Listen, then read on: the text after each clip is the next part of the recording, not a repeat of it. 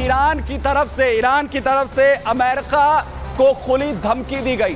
Khamenei ने America को धमकाया है, हमला किया तो मसल कर रख देंगे, खामनेई कह रहे हैं। क्योंकि अमेरिका मिडिल ईस्ट में अपनी ताकत जिस तरीके से बढ़ा रहा है, उसके बाद खामनेई बौखलाए हुए हैं। और खामनेई बौखलाए हैं तो वो आखिर कैसे अमेरिका और इजराइल को धमकाते हुए नजर आ रहे हैं। और बड़ी बात ये कि अगर खामनेई ये कह रहे हैं तो क्या अमेरिका अपने स्टैंड पर कायम रहेगा या फिर इसमें अब कदम पीछे यहां पर खींचे जाएंगे। क्योंकि सबसे बड़ी बात यह भी कि अब इस युद्ध में अगर ईरान की तरफ से पलटवार हुआ तो उसके बाद यह युद्ध आखिर किस तरीके से और ज्यादा खतरनाक यहां पर होता हुआ नजर आएगा। लेकिन ईरान को आखिर कौन बचाएगा? अमेरिका इजराइल के पीछे खड़ा है, तो अगर ईरान पर हमला होता है तो कौन उसके पीछे होगा? क्या रूस होगा या फिर किम जोंग? क्योंकि आज जो तस्वीरें सामने आई हैं किम जोंग जो है वो मिसाइल टेस्ट यहां पर कर रहा है। वो मैं आपको यहां पर बताऊं, बड़ी अपडेट इस वक्त सामने आ रही है। किम जोंग की तरफ से मिसाइल टेस्ट की गई, किम जोंग की तरफ से बैलिस्टिक मिसाइल को टेस्ट किया गया है। आपको बताऊं, जहां किम जोंग की बैलिस्टिक मिसाइल बताया जा रहा है कि रूस की मदद से तैयार की गई। किम जोंग की बैलिस्टिक मिसाइल तस्वीरें जारी की गई, तस्वीरें सामने आई हैं कि आखिर कैसे किम जोंग उन अपनी ताकत यहां पर बढ़ाता हुआ नजर आ रहा है। और बड़ी बात यह कि अमेरिका तक जो है इसके बाद हिल गया है।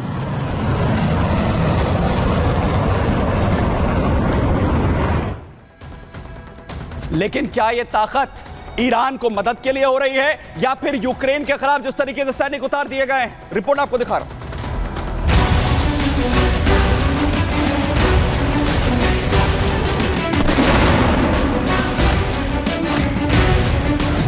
एक तरफ जहां मिडिल ईस्ट में ईरान और इजराइल के बीच तनाव चरम पर है,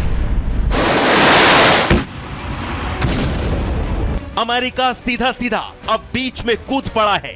अमेरिका ने अपने खतरनाक बम वर्षक विमान मिडिल ईस्ट के लिए रवाना कर दिया है, तो इधर उत्तर कोरिया ने यूक्रेन समेत अमेरिका की टेंशन फिर बढ़ा दी है। नॉर्थ कोरिया के तानाशाह किम जोंग उन ने एक बार फिर नई महाविनाशक बैलिस्टिक मिसाइल का टेस्ट कर यूक्रेन की चिंता बढ़ा दी है। खास बात यह है कि इस घातक हथियार की टेस्टिंग खुद किम जोंग उन ने की है और इसकी जानकारी यूक्रेनी राष्ट्रपति जेलेंस्की ने दुनिया के सामने रखी। नॉर्थ कोरिया के इस बैलिस्टिक मिसाइल परीक्षण के बाद यूक्रेनी राष्ट्रपति ने कहा, दुनिया सिर्फ देखती रह जाती है क्योंकि यह खतरा बढ़ता है। मास्को की मदद से उत्तर कोरिया ने अपने तोपखाने मिसाइल क्षमता को मजबूत किया है। अब वो आधुनिक युद्ध की रणनीति सीख रहे हैं। हजारों उत्तर कोरियाई सैनिक पहले से ही यूक्रेन की सीमाओं के पास लड़ने को तैयारी कर रहे हैं और दुनिया अभी भी देख रही है। यूक्रेनी राष्ट्रपति ने लिखा कि हम जानते हैं कि ये उत्तर कोरियाई सैनिक रूस में कहां इकट्ठा हो रहे हैं। अगर हमारे पास साधन हो, लंबी दूरी की क्षमता, तो हम पहले से ही कार्रवाई कर सकते हैं। फिर भी अमेरिका, ब्रिटेन और जर्मनी देखते हैं। दरअसल किम जोंग उनके मिसाइल टेस्ट के बाद यूक्रेन की टेंशन बढ़ना लाजमी और साथ ही अमेरिका की भी, क्योंकि अमेरिका जहां यूक्रेन के साथ खड़ा है तो वहीं मिडिल ईस्ट में इजराइल के साथ भी, वहीं रूस ईरान का साथ देता नजर आ रहा है, तो वहीं रूस के संबंध नॉर्थ कोरिया से अच्छे हैं। अभी किम जोंग उन रूस आया था। ऐसे में अगर अमेरिका ईरान पर हमला करता है तो फिर सवाल यही उठता है कि ईरान को कौन बचाएगा, पुतिन या Kim Jong Un? Bureau report, republic Bharat. Colonel Shailendra sir लगातार हमारे साथ यहां पर बने हुए। सर, एक बड़ी अपडेट मैं आपको बताऊं कि मॉस्को में जो किम की मंत्री हैं वो पहुंची हुई थी। उन्होंने ये कहा कि हमें अपनी ताकत जो है वो बढ़ानी होगी, परमाणु, और दूसरी तरफ किम जोंग की जो है बैलिस्टिक मिसाइलें लॉन्च हो रही हैं। ये किसके लिए हो रहा है सर? ये ईरान के लिए हो रहा है या फिर यूक्रेन को अपनी ताकत दिखाई जा रही है? क्योंकि अमेरिका दोनों ही मोर्चों पर है।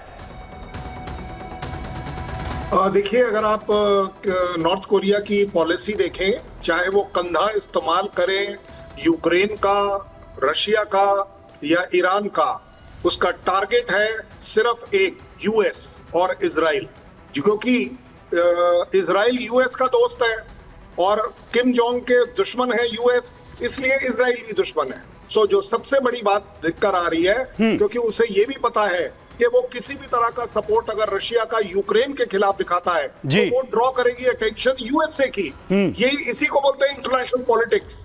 तो सबसे बड़ी बात ये है कि एक पंथ दो काज वो कर रहा है। ये दबाने की कोशिश हो रही है, अपनी स्ट्रैटेजी पूरे इस तरीके की लगातार कोशिश वो यहां पर कर रहा है। सर बहुत शुक्रिया मेरे साथ यहां पर जुड़ने के लिए। और युद्ध क्षेत्र से एक बड़ी अपडेट इस वक्त सामने आ रही है, बड़ी अपडेट अपने दर्शकों को यहां पर बताऊं, जहां पर लगातार अब युद्ध की धमकी अमेरिका और रूस के बीच सीधी सीधी सामने आ रही है। रूस के विदेश मंत्री की तरफ से चेतावनी जारी की गई है, जहां पर यह कहा जा रहा है कि हालात अब ये हो चुके हैं कि अमेरिका और रूस सीधे टकराव के मोर्चे पर पहुंचने वाले हैं, बेहद करीब हैं। अमेरिका और रूस युद्ध के दो मोर्चे खुले हैं और बड़ी बात आपको बता दूं, दोनों ही मोर्चों पर बैकएंड में जो लड़ाई है वो अमेरिका और रूस इस वक्त लड़ रहे हैं। और अब रूस के मंत्री ये कह रहे हैं, विदेश मंत्री, कि अब बारी सीधे टकराव की आ चुकी है। बहुत ही कम फासला अब दोनों के बीच टकराव का यहां पर बचा हुआ है, यानी कभी भी ये जो टकराव है यहां पर हो सकता है। और वहीं इजराइल के हमले पर ईरानी मीडिया की तरफ से बड़ा दावा किया जा रहा है। एक और बड़ी अपडेट सामने आ रही है, ईरानी मीडिया जो बड़ा दावा यहां पर कर रही है कि जो हमला किया गया था ईरान पर, उसमें इजराइल ने अलग अलग अजरबैजान के जो स्पेस हैं उसका इस्तेमाल किया। सबसे बड़े अटैक में से एक अटैक ये था जहां पर अजरबैजान के स्पेस को इस्तेमाल किया गया। इराक और जॉर्डन के हवाई क्षेत्र को भी इस्तेमाल करने की बात की गई। इसमें बड़ी बात ये, इससे पहले ये कहा गया था कि कोई भी जो बाकी देश हैं वो अपना स्पेस नहीं देंगे। एक और बड़ी अपडेट, उत्तरी इजराइल पर हिजबुल्लाह की तरफ से रॉकेट अटैक किया गया। उत्तरी इजराइल पर अटैक हुआ है, तेल अवीव में बड़े अटैक की तस्वीरें भी सामने आई हैं। आखिर किस तरीके से टारगेट यहां पर हुआ? उत्तरी इजराइल में हिजबुल्लाह की तरफ से रॉकेट अटैक हुआ है, कई लोगों के इंजर्ड होने की भी खबर सामने आ रही है। हिजबुल्लाह ने रिहायशी इलाकों को निशाना यहां पर बनाया है।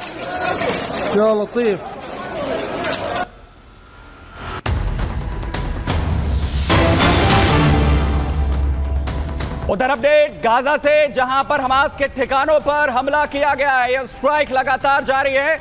आखिर कैसे हमास के आतंकियों को ढेर एक के बाद एक आईडीएफ कर रही है। जरा फुल फ्रेम ये तस्वीरें जरा दिखाइए, ये देखिए कैसे टारगेट किया जा रहा है एयर स्ट्राइक के जरिए उन ठिकानों को, आतंकियों को।